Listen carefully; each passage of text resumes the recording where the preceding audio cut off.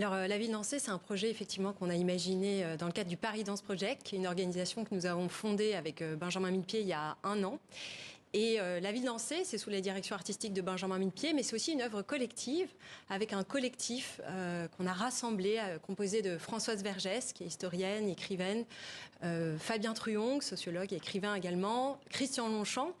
Et ensemble, on a été choisir 10 lieux symboliques en Île-de-France qui racontent des histoires, et on a demandé à des chorégraphes de créer des pièces sur chacun de ces lieux. On commencera à Grigny à 11 heures, en passant par 5 communes. C'est vraiment une traversée de la région Île-de-France sur le temps long, pour terminer à Saint-Ouen par une chorégraphie d'Idio Chichava à 21 heures, suivie d'un temps de la fête. Et l'ensemble de ces manifestations, pendant toute la journée, sont gratuites et accessibles à tous. Et donc, des manifestations qui vont se relayer, le public pourra même les suivre les unes après les autres, comme ça. Exactement, donc le public est invité soit à venir sur place, soit aussi à suivre l'ensemble de cette journée grâce à un dispositif de diffusion inédit. L'ensemble des chorégraphies sont retransmises et filmées et seront accessibles sur le site web de France TV, mais aussi Philharmonie Live et Paris Dance Project. Voilà, ce qui permet de suivre toute cette journée en live ou en présentiel. Et à chaque heure fixe, il y a les chorégraphies. Donc 11h Grigny, midi en Gare Y, 13h Fontaine du Palais de Tokyo, 14h Jardin des Grands Explorateurs, 15h Librairie Présence Africaine, 16h Place Maubert avec Emmanuel Huynh, etc., etc. Place Maubert, justement, on va revenir sur le choix des lieux tout à l'heure, mais Place Maubert, c'est vous qui y serez, Emmanuel Huynh. Vous êtes chorégraphe, vous serez dans le 5e arrondissement de Paris. J'imagine que vous aviez carte blanche pour ce projet. Que vous a inspiré la Place Maubert ? Alors, en rencontrant Fabien Truong, Françoise Vergès et les autres membres du comité scientifique, Solène, Benjamin en premier pour discuter, et puis enfin Christian, il s'agissait pour moi de manifester la présence, au moment où il est arrivé en France, de Ho Chi Minh. Donc il a fallu, avant d'être inspiré, il a d'abord fallu se renseigner, puisque en tant que métisse, fille d'un Vietnamien du Sud, mon opinion de Ho Chi Minh n'était pas très positive, mais je me suis renseignée sur la période qu'on me demandait de manifester. Et là, c'est très différent. C'est le moment où il arrive pour essayer de s'émanciper, pour essayer de comprendre. Donc, encore une fois, avant d'être inspiré, il a fallu lire, mais j'ai été aidée, et ça c'est formidable dans ce projet de pouvoir s'appuyer sur ce comité scientifique, des lectures, des cartes, comme Fabien Truong et Françoise Vergès ont aussi des origines vietnamiennes par ailleurs dans ce projet. Il y avait aussi toute une dimension personnelle qui nous unissait d'une certaine façon. Et donc oui, je dirais que le temps ensuite de ce qui serait des décisions puis de l'inspiration, ça vient progressivement.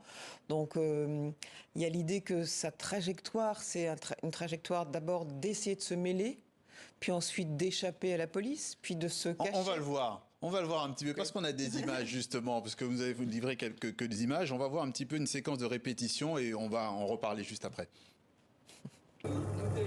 Nghị sĩ xã hội rồi anh cũng vận động được ở Hồ Lan chủ trì cho một trong những cuộc họp mà anh có ý tổ chức. Những ghi nhận của các thám pháp cho thấy hoạt động của Nguyễn Ái Quốc không chỉ thúc đẩy trong phạm vi cách mạng Đông Dương.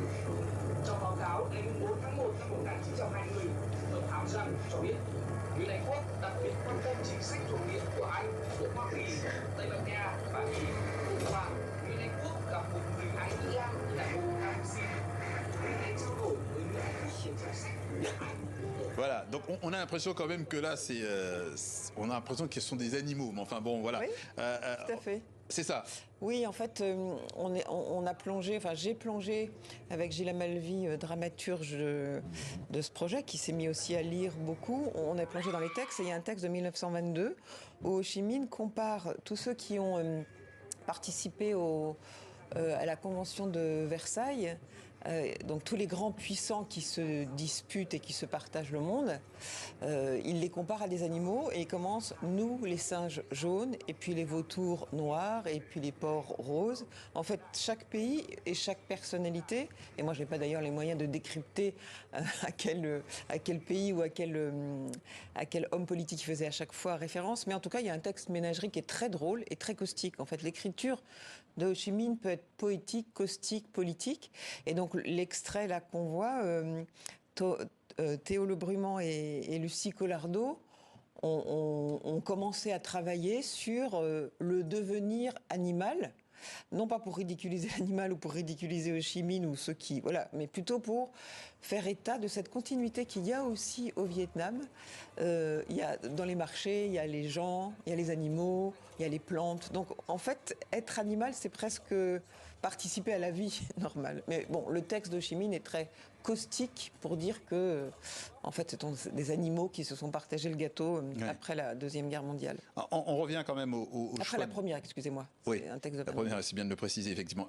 On revient au choix des lieux et ce rapport, finalement, des danses urbaines, du mouvement hip-hop, par exemple, avec la danse classique et contemporaine. Qu'est-ce que ça a développé dans le rapport à la rue, Solène Duhaï?